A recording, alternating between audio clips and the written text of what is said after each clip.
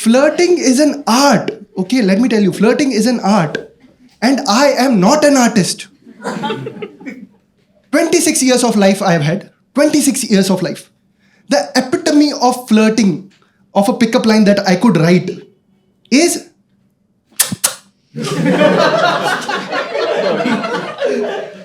And it is not so that this line does not work. This line does work. But specifically on bitches.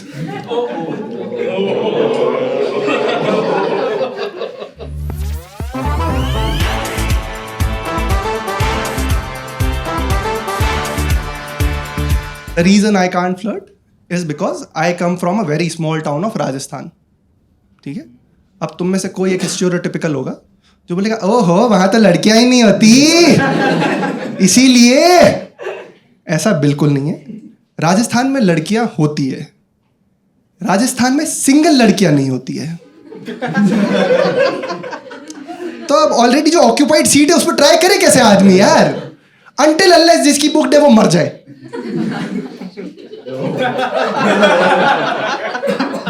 मैं Mumbai shift हुआ, मुझे समझ में आया that flirting is very important, it's an essential skill. मेरे को लगता है स्कूल और कॉलेजेस में फ्लर्टिंग सिखाओ ना तुम। हाँ, तुम ड्राइंग सिखा रहे हो। जितने भी लड़के आज तक हमने दुनिया में जब भी ड्राइंग का नाम आया है, दो ही चीजें बनाई है, दो पहाड़ और बीच में से एक सूरज। वो कहां जा रहा है कहां आ रहा है किसी को घंटा कुछ नहीं पता। पहाड़ों के साथ इन्फेचुएशन है, समझ में आता है। बाकी चीजें क्यों बनाए जा रहे हो? क्या मतलब हुआ मैंने ड्राइंग इतनी सीखी? मुझे तुम फ्लर्टिंग सिखाओ, जहां सबसे पहली क्लास में यह सिखाओ कि लड़की होती क्या है। हाँ, क्योंकि मुंबई आने से पहले मेरे लिए लड़की और यूनिकॉर्न में कोई फर्क नहीं था। सच्ची, दोनों ही इमेजिनरी क्रीचर थे और दोनों को ही मैंने 4 टांगों के ऊपर देखा था।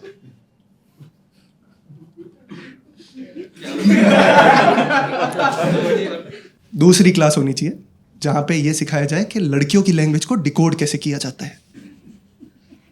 आप इतनी सारी लेडीज हैं यहाँ पे, ठीक है? आपसे एक जेन्युइन सवाल है मेरा, ये का मतलब क्या होता है?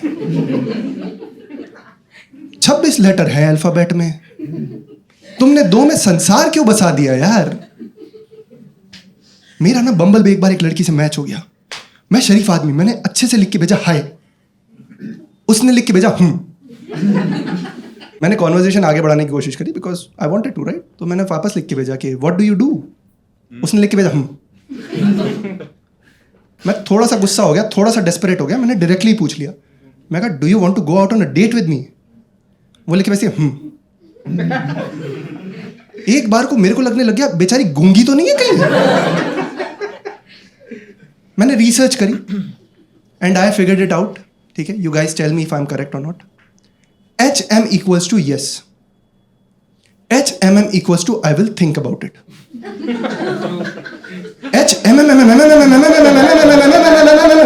equals to घंटा तेरे हाथ में नहीं आने वाली हूं। And H&M equals to yes daddy.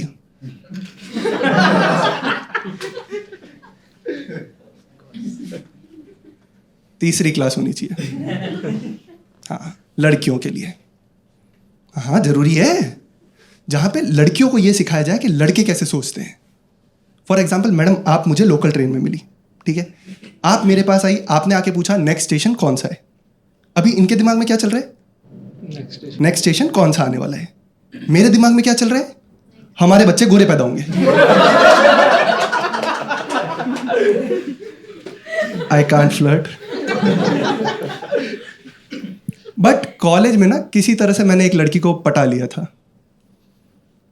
इस बात पे खुश होकर तुम लोग तालियां बजा सकते थे। तुम्हें मेरी खुशी से कोई मतलब नहीं है। यू आर लाइक मर जा साले, हमें क्या करना। बहुत सही बंदी थी, smart, intelligent, beautiful, sexy, but feminist निकली। And I have nothing against feminism. I genuinely believe in equality. I believe that considering all the parameters, the physical, the mental, the social, you should promote equality in every place. But मैं ये ज़रूर मानता हूँ कि हर चीज़ का अपना एक समय और जगह होती है। Everything has its time and place, right?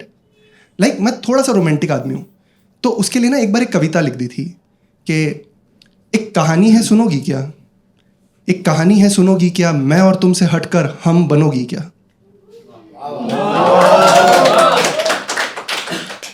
देखो बता देता हूं, रास्ता ये सकरा है, दिल की गलियां तो थोड़ी सी तंग है। रास्ता ये सकरा है, इस पे थोड़ा सा पहरा है, इस संसार के बंधनों से छूटकर मुझसे बंधोगी क्या। है ना, आती तो है पटानी, है ना, है ना, है ना। छोटी सी कविता, प्यारी सी कविता है, माहौल सेट कर देने वाली है ना। वो मुझे बोलती है यू मेल शॉवनिस्ट पिग। मैं कहा इस पे कैसे मैं मेल शॉवनिस्ट। बोलती है Bhavesh you male chauvinist pig, तू औरतों को बांध के रखना चाहता है।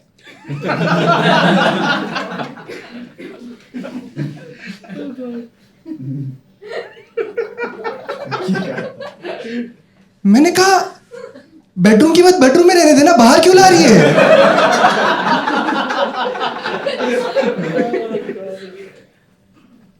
Was in a relationship for a good amount of time.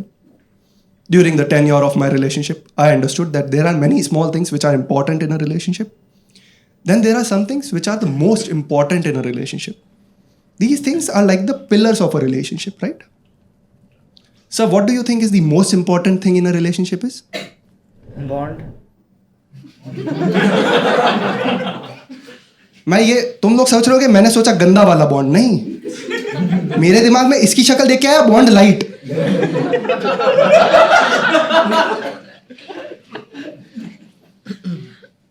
Ma'am what do you think is the most important thing in a relationship is?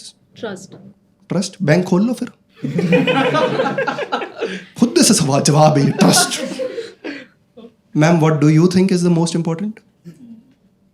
मैं हाँ मिलाती रहूं।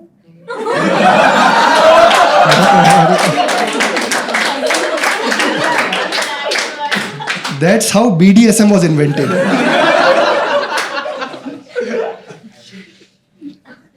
Ma'am, what do you think? Understanding.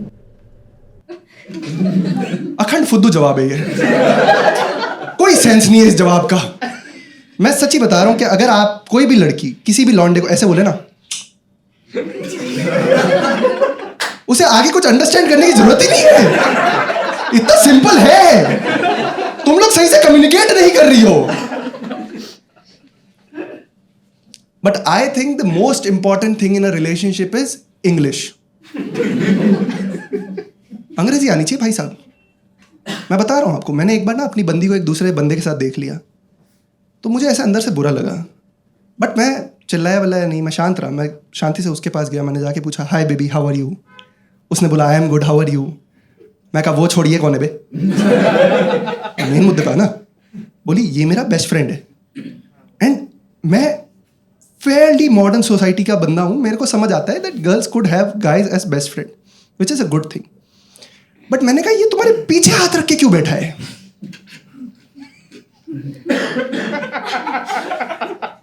तो वो बोली ये मेरा सपोर्टिव बेस्ट फ्रेंड है। देखो इतना बड़ा इंग्लिश का शब्द मैंने पहली बार ही सुना था, मैंने मान लिया होता होगा कुछ। अगली बार उसे एक दूसरे लौंडे के साथ देख लिया, मैं फिर शांति रहा, मैं गुस्से में नहीं गया, मैं शांति से उसके पास गया। मैंने जाके बोला कि बेबी ये कौन है अब। तो बोली ये भी मेरा बेस्ट फ्रेंड है। मैं कहा एक तो तुम्हें एक से निपट नहीं रहा क्या, कितने चाहिए, और ये तुम्हारे आगे हाथ रख के क्यों बैठा है। तो वो बोली ये मेरा ऑपरेसिव बेस्ट फ्रेंड है। देखो मैं समझ रहा हूं तुम्हारे दिमाग में क्या आ रहा है कि तुझे समझा क्यों नहीं, बट तुम मेरे हिसाब से समझो कि मैं गांव से आया हुआ था, मुझे लगा चड्डी बड्डी को बुलाते होंगे, कुछ नया टर्म होगा, मैंने मान लिया। बट दिक्कत तब हो गई ना जब मैंने उसको एक तीसरे बंदे के साथ देख लिया। इस बार मुझे गुस्सा आ गया, ठीक है, मैं गुस्से में उसके पास गया और जाके बोला अब ये भी तुम्हारा बेस्ट फ्रेंड है क्या। तो बोली नहीं ये मेरा बॉयफ्रेंड है।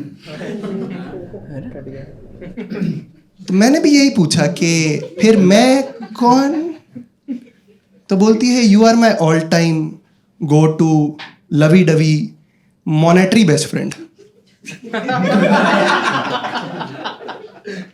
गरीबी में आटा गीला।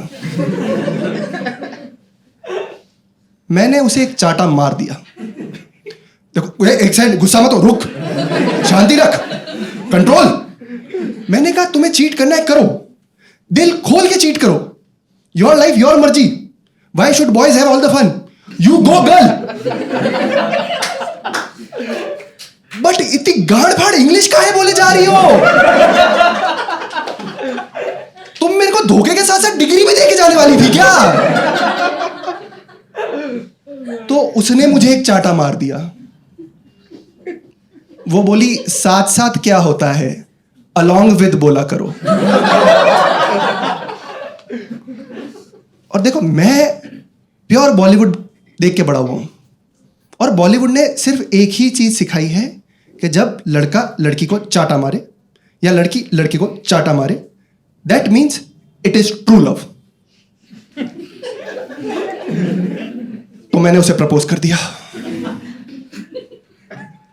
उसने एक बहुत सिंपल सा एनालिसिस किया। जो सामने बैठा था उससे पूछा तेरा पैकेज कितना है? सैलरी पैकेज कुत्ते।